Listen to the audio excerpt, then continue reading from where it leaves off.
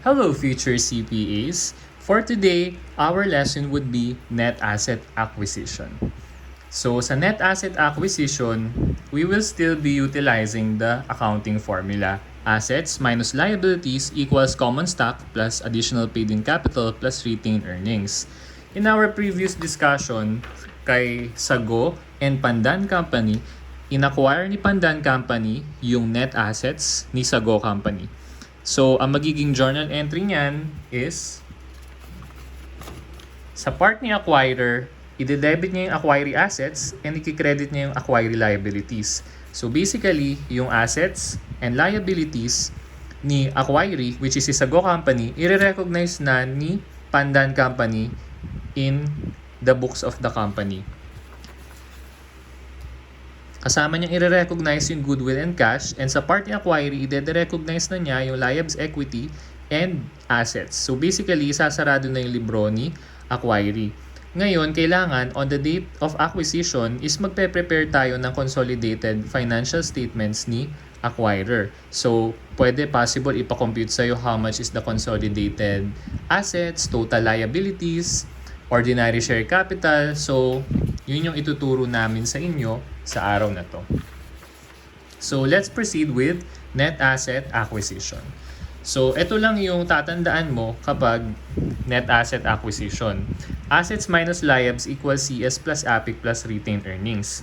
So, i-discuss na natin ngayon one by one. Ano ba yung mga items under assets?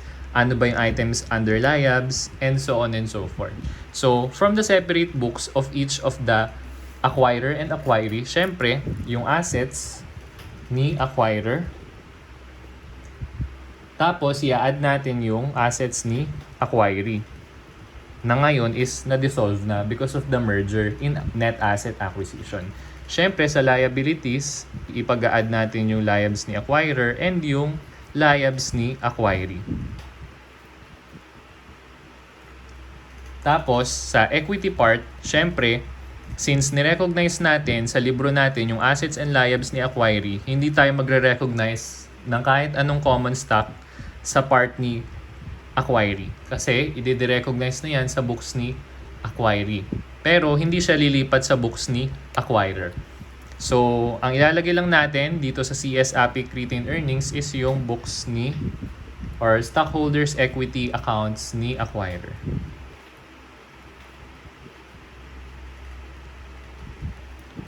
Next natin. So, ang next natin is the consideration transferred. So, previously, nalaman natin kung ano ba yung mga types of consideration na pwedeng i-transfer sa pagbili natin ng business. So, yung consideration transferred pwedeng in the form of asset, pwedeng in the form of cash or non-cash assets. Kapag liabilities, pwede tayo mag-incur ng bonds payable or notes payable or di kaya contingent consideration or pwede rin naman mag-issue tayo ng shares. So, saang part to magre-reflect sa accounting equation? Kapag asset ang ating consideration transferred, syempre, ibabawas mo yan sa assets. So, assets given. Next natin, sa liabilities, kapag nag-incur tayo ng liabilities, so liabs incurred. Again, yung assets given, ito yon. Yung liabs incurred, ito yon. And then lastly, sa common stock, pag nag-issue tayo ng capital stock, ito yung stock at par.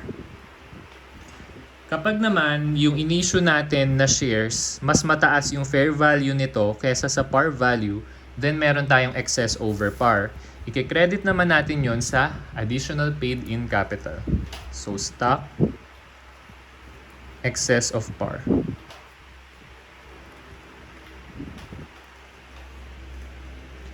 Next naman natin is yung costs. So, syempre, kapag mag-a-acquire ka ng business, meron kang mai-incur na costs or expenses. So, unahin na natin yung tinatawag na out-of-pocket costs.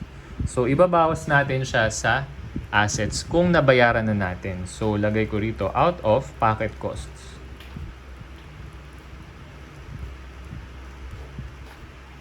Next naman natin is dito sa part ng liabs.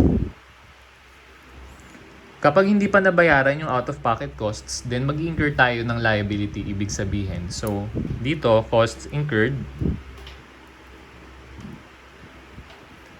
but not yet paid.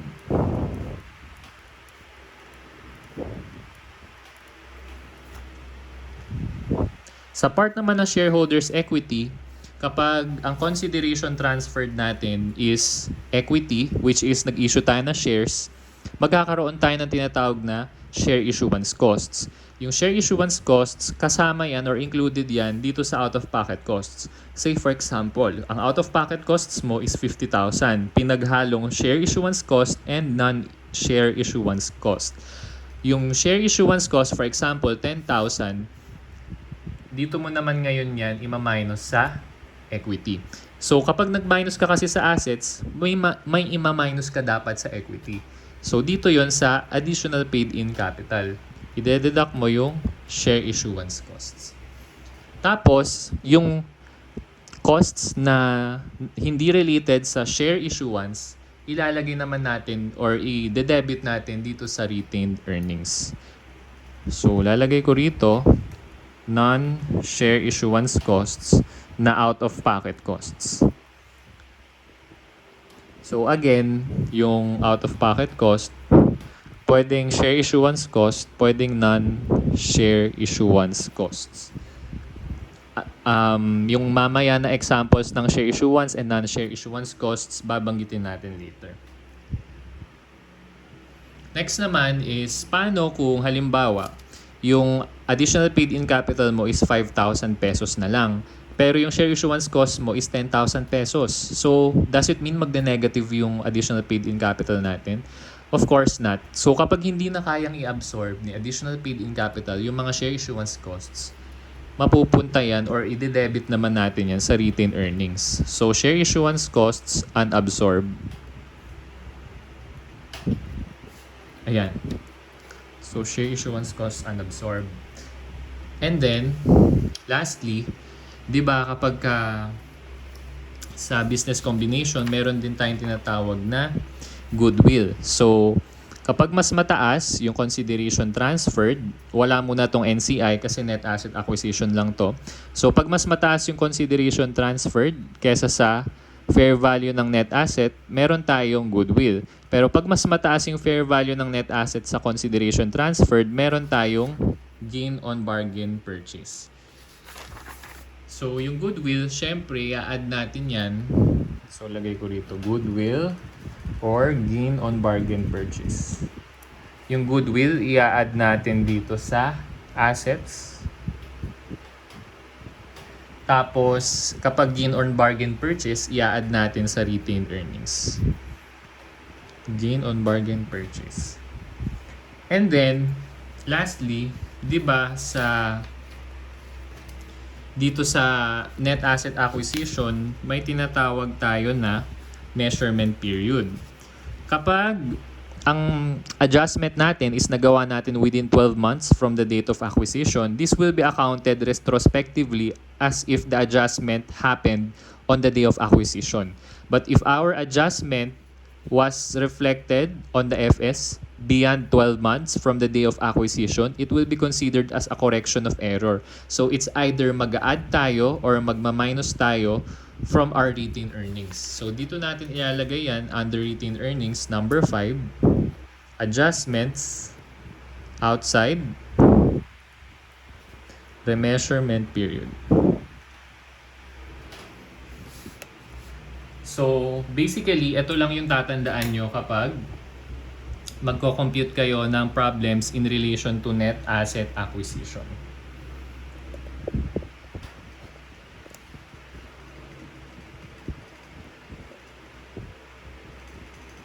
So, let's now begin answering some problems.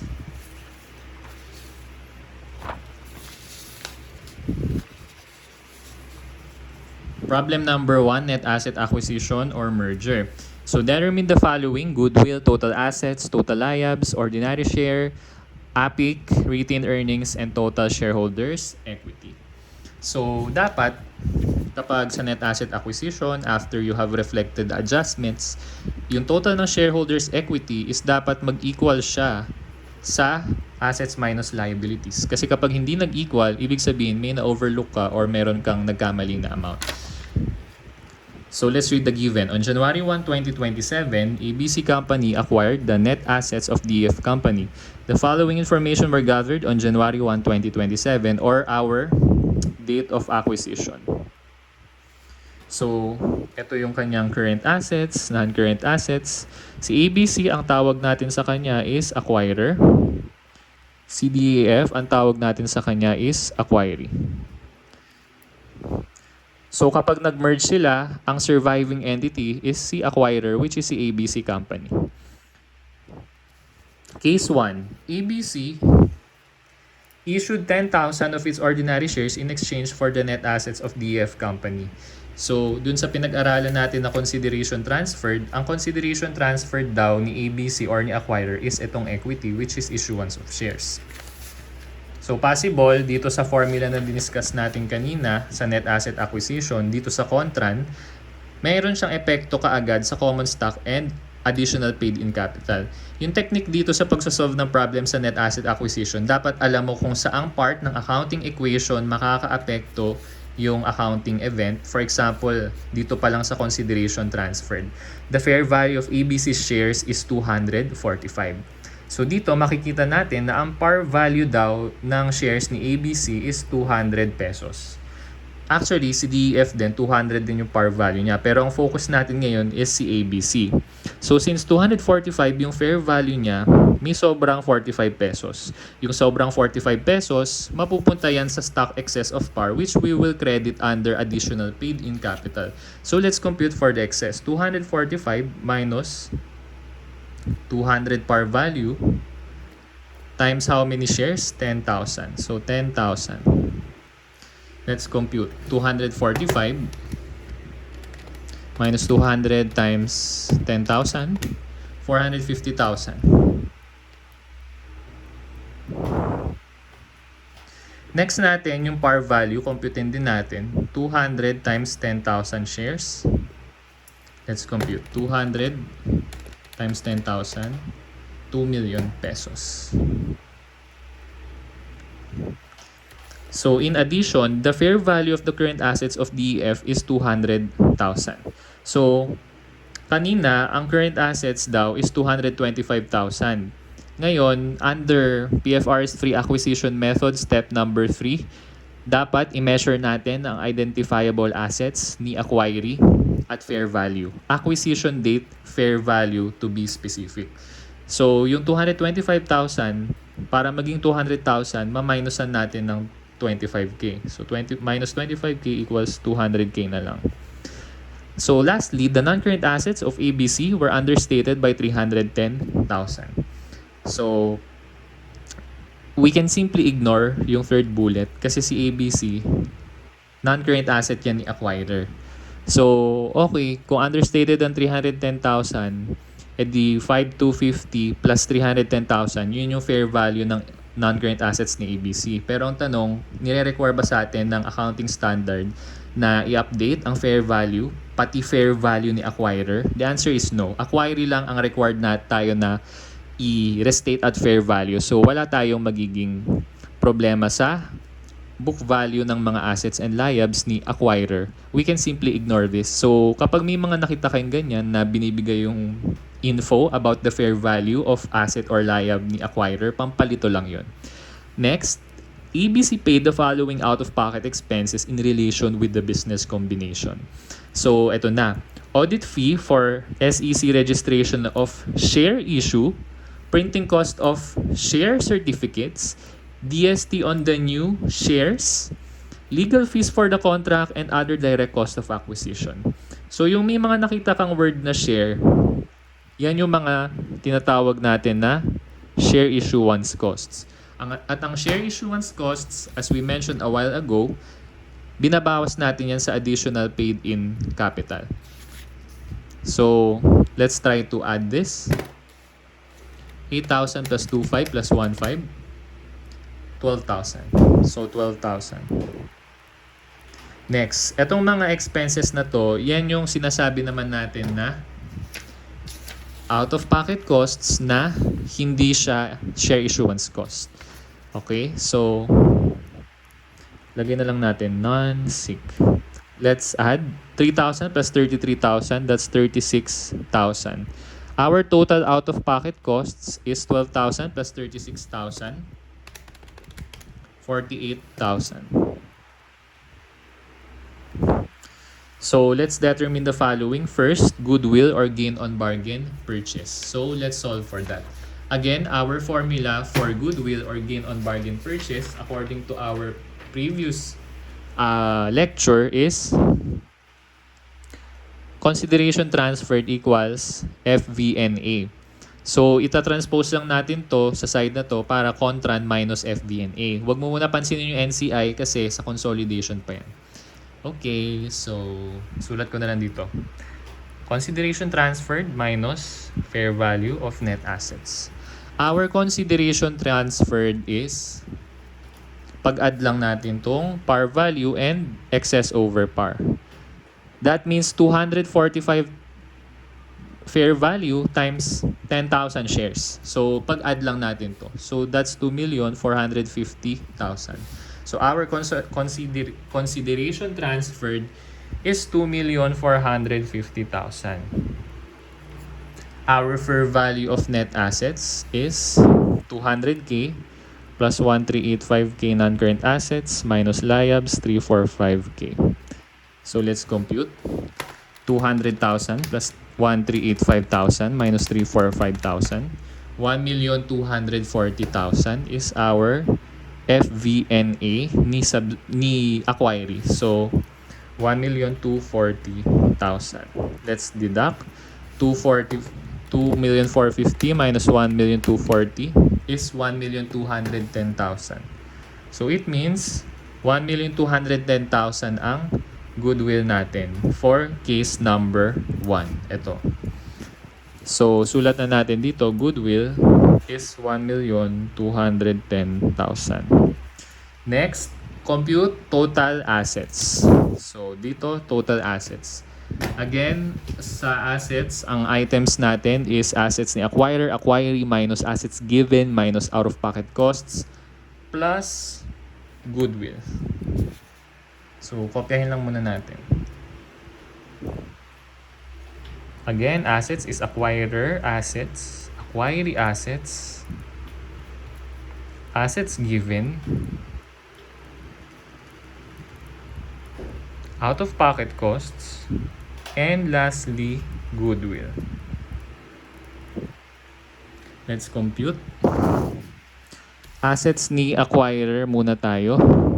2,050,000 plus 5,250,000. That's 7,300,000. Liabilities, 830. Pero assets pa lang naman. So, assets ni acquirer, 7,300,000. Ito yun. Assets ni acquiree, 200 plus 1,385, 1,585. So, hindi ko na ikakalculate. Assets given.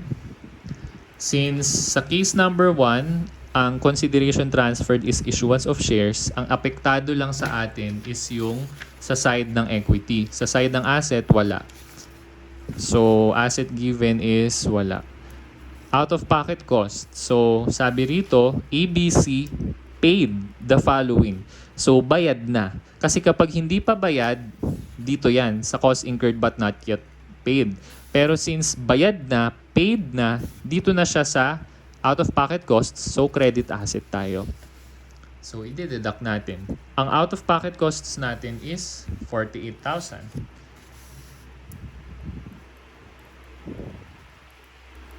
And lastly, our goodwill is 1,210,000. So, don't forget to add goodwill. Let's compute.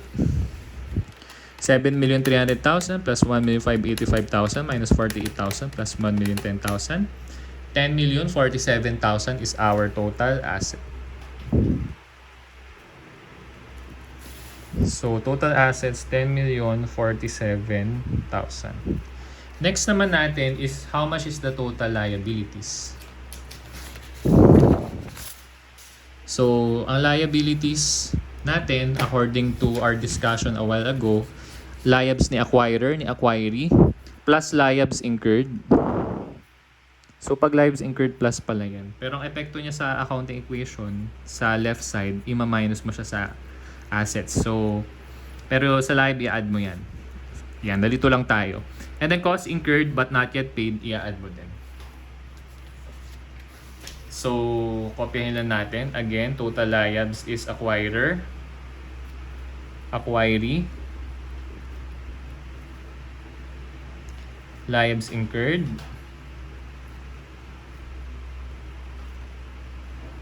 cost incurred, not yet paid.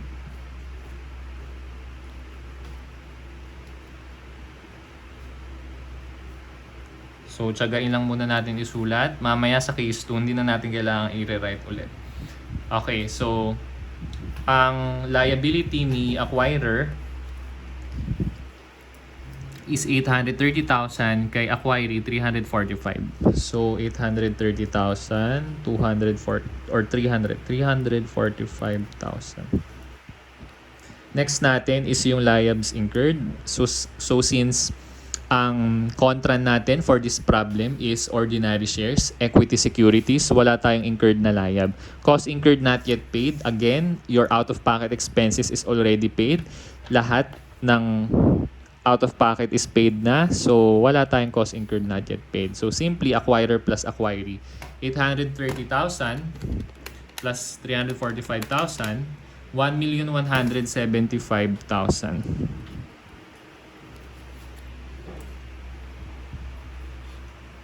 Next naman natin is, susulat muna natin, our total liabilities for case number 1 is 1,175,000. Next is ordinary share capital.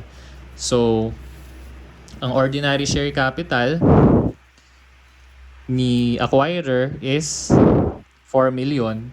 Ipa-plus natin yung par value ng shares na inisyo niya as our consideration transferred, which is 2 million. So again, common stock according to our lecture is acquirer common stock plus issuance of shares sa consideration transferred. Acquirer stock at par. So 4 million plus 2 million. Yung 2 million, ito yun. Yung inisyo na shares ni acquirer para i-acquire si acquiree. So let's add, that's 6 million pesos. So 6 million ang ating ordinary share capital. Next would be additional paid-in capital. So additional paid-in capital according to our discussion a while ago is acquirer plus stock excess over par minus SIC or share issuance cost. Acquirer, stock excess of par and share issuance costs. Alright, so our additional paid-in capital ni acquirer is 880,000. So 880,000. Stock excess of par is itong 245 minus 200 times 10,000, that's 450,000. And lastly, our share issuance cost, it's 12,000. So, minus siya. Let's compute 880 plus 450,000 minus 12,000, 1,318,000. So, lastly, ang pinapakompute sa atin is retained earnings. But before that, ang APIC natin, 1,318,000. So, lastly, retained earnings na tayo. So, according to our discussion, ang items natin sa retained earnings is acquirer, and then non-SIC or the other out-of-pocket costs. So, OOPC na yon kung i-acronym natin, other out-of-pocket costs, and unabsorbed SIC. So, Sa SIC naman natin, absorb naman lahat yan ni additional paid-in capital. As you can see, 880 siya. Tapos in-add mo pa to and then minus mo to, positive pa din. So wala tayo this case niyan. So sulat muna natin pala. Retained earnings ni acquirer, non-SIC, SIC unabsorbed, gain on bargain purchase, and adjustments outside remeasurement period. So the retained earnings of acquirer is 1,590,000.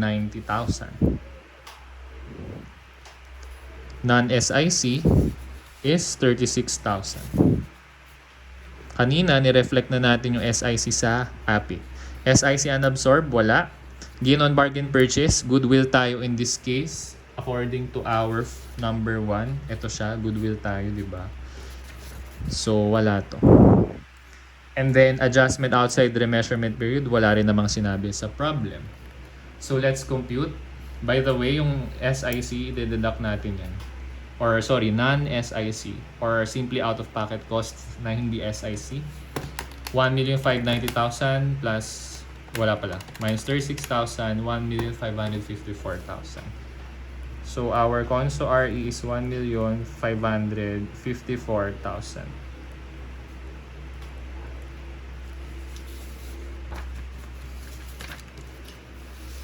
So, again, our retained earnings 1,554. So, sulat natin dito 1,554,000. And lastly, ang pinapakompute sa atin ngayon is number 7, total shareholders equity. So, i-add lang natin itong tatlong items na yan under shareholders equity. 6 million plus 1,318 plus 1,554, 8,872,000. And lastly, dapat magbalanse siya sa assets minus total liabilities. So, 10,047 minus 1,175. Let's compute. Minus 1,175. 8,872,000. So, since nagbalanse, ibig sabihin, tama naman yung ating sagot. So, ito yung shareholders equity, ito yung net assets. So, our answer for number 7 is 8,872,000. Ngayon, paano naman dito sa case 2? So, let's now go to case 2. We will be using the same problems or problem. All facts being the same except that ABC, instead of issuing ordinary shares, so instead daw na nag-issue siya ng 10,000 ordinary shares, dito sa first bullet sa case 1, ang nangyari daw is si acquirer, which is si ABC, is nagbayad ng cash na 200,000. So, in this case, ang consideration given niya is asset, cash. Provided shareholders of DEF a land with a fair value of 380,000. So, that's non-cash asset. A contingent payment of 1,200,000 cash on January 1, 2029. So, contingent payment. ABC estimates that there is a 20% probability that the said amount will be required to be paid. So, contingent consideration. So, in this case, ang contingent payment natin, since cash siya, it is considered as a cash contingency. So, yung cash na babayaran, if ever mangyari yung condition or event, which is hindi na sinabi dito sa problem, is 20% probability. So, 1,200,000 times 20%, let's compute. 1,200,000 times 20%, 240,000.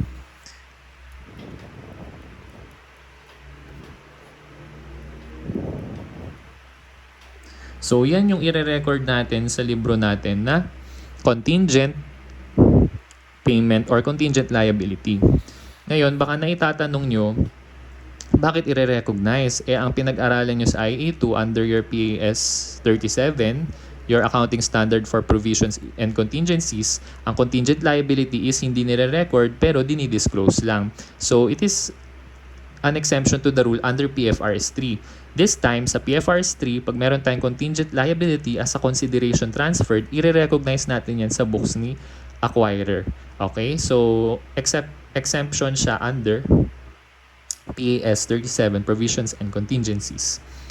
And lastly, nag-incur siya ng 100,000 long-term 8% notes payable. Hala, paano yan? Mag-effective interest ba tayo dyan? The answer is no, kasi stated rate lang naman yung given. So, you will just record the liability as is, worth 110,000. So, for this case 2, ang consideration transferred natin is marami-rami. We have cash. We also transferred non-cash assets. We incurred contingent liability and also a notes payable.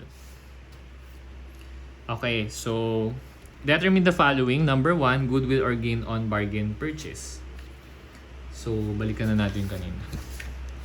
So, ang consideration transferred natin is 200,000 plus 380,000 plus 240,000 plus 110,000. So, mapa-asset or liability or equity man ng consideration transferred mo, ipag-add mo siya. So, let's compute. 200,000 plus 380 plus 240 plus 110. 930,000. So, our contran for case number 2 is 930,000. Our FVNA would be the same kasi sabi all facts being the same. So 1,240,000. Let's compute. 930,000 minus 1,240,000. Negative 310,000. Negative. So that's gain on bargain purchase. May epekto yan sa retained earnings natin mamaya. Number 2, we are looking for how much is the total assets. All facts being the same. So kopyahin lang natin si acquirer and si acquiree. 7,300,000. 1,585,000. Assets given, this time may asset given tayo, that's your cash, ito, and land with fair value of 380,000, yan yon. And meron pa ba? Wala na. So ito lang yung assets. So 200,000 plus 380,000, 200,000 cash plus 380,000 land, 580,000 asset given. Don't forget na minus yan. Next, out-of-pocket costs. So sa out-of-pocket costs natin, since 'di ba, asset and liability ang consideration transferred. Sa case 1 kasi, ang consideration transferred mo is nag-issue ka ng share.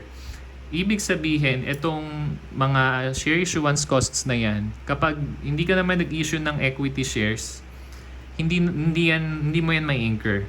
So, ang ma-incur mo lang, in this case, sa case number 2, is itong dalawang to.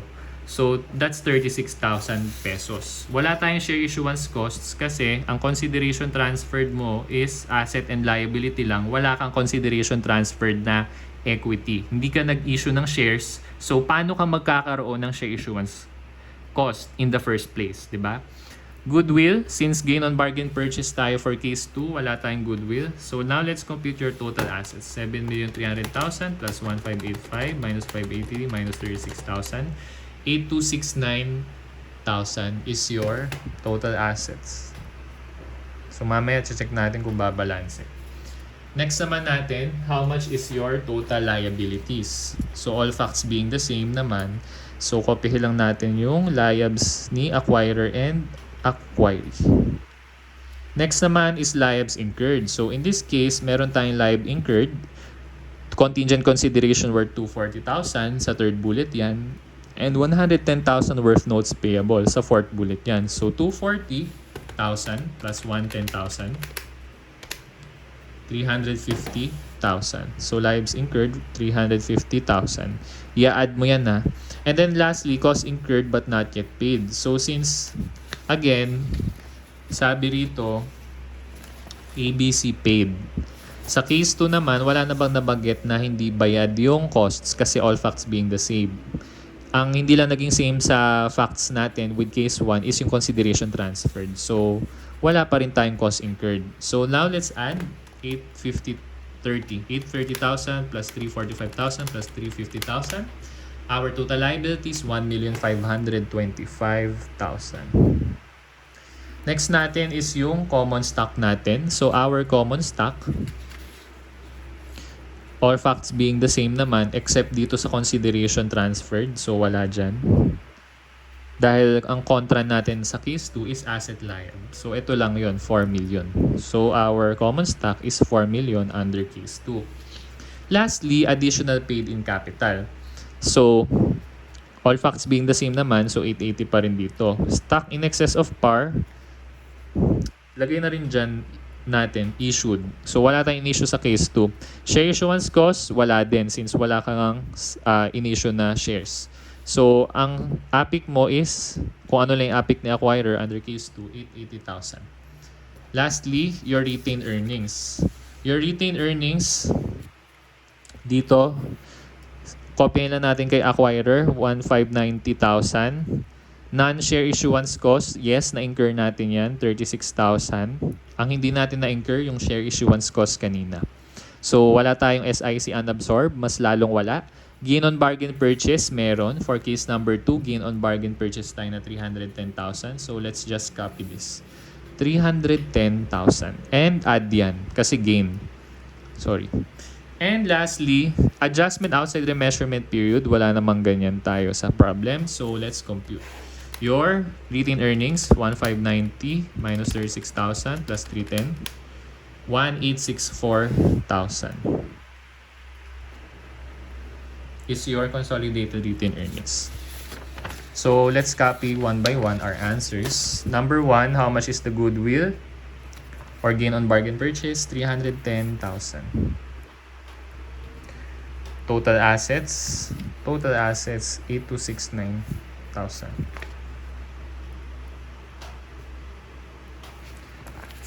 Total liabs, 1,525.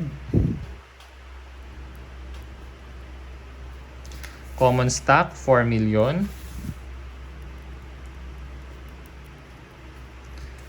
Additional paid in capital, 880.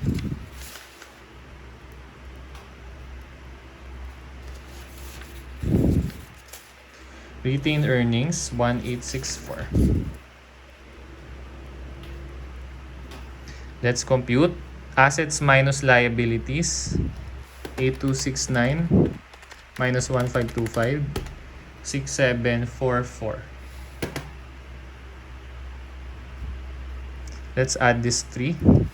4 million plus 880,000 plus 1,864,000, 6,744, balance. So again, your total shareholders equity is 6,744,000. Ito lang yung total ng tatlong to sa 456. So balance naman siya yung ating fair value net assets, or sorry, net assets na lang kasi kasali dyan yung assets ni acquirer hindi naman natin ipe-fair value yun. So net assets, and then this is your shareholders equity. So again, kailangan sa net asset acquisition, alam mong ibalanse yung accounting equation at kabisado mo by heart yung items under assets, liabilities, common share, APIC, retained earnings. So binabasa mo pa lang yung problem, alam mo na kung saang part ng accounting equation yung maaapektuhan and kung add or deduct. Okay? So correction lang dito, add tong liabilities incurred under liability. Ngayon, ang tanong nyo, baka maitanong nyo, Sir, kapag stock acquisition, mag-a-apply ba tong same formula? The answer is yes, it will still apply on the date of acquisition. Pero, dito sa shareholders equity, magdadagdag ka ng item, plus NCI. So, we will discuss that further on our next videos. And syempre, kailangan yung assets liabs ni acquiree at fair value pa din. And that concludes our discussion on net asset acquisition. Thank you so much and please subscribe to my YouTube channel. Goodbye for now, future CPA.